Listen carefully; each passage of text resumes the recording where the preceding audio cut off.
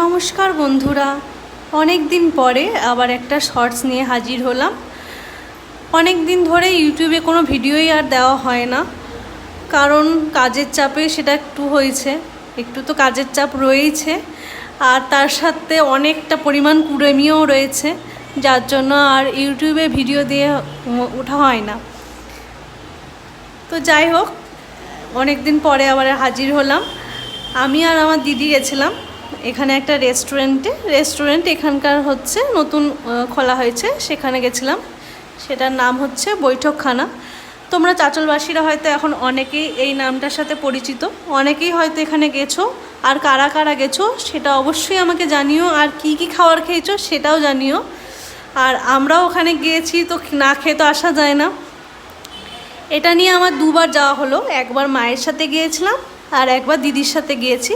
তো দিদির সাথে যেদিনকা গেলাম সেদিনকা আমরা খেয়েছিলাম বাটার নান আর চিকেন কষাটাও আমি অনেক দিন পরে খেলাম, কারণ কি চিকেন আমাদের বাড়িতে ওঠে না, আর বাইরেও সেরকম খাওয়া হয়ে ওঠে না।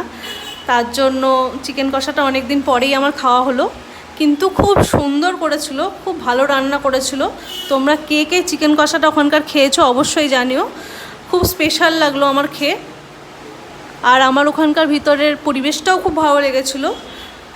তোমরা অবশ্যই যারা যারা যাওনি তারা যাওয়ার চেষ্টা করো, আমার বিশ্বাস যে তোমাদের খুব ভালো লাগবে। দেখা হচ্ছে পরের ভিডিওতে।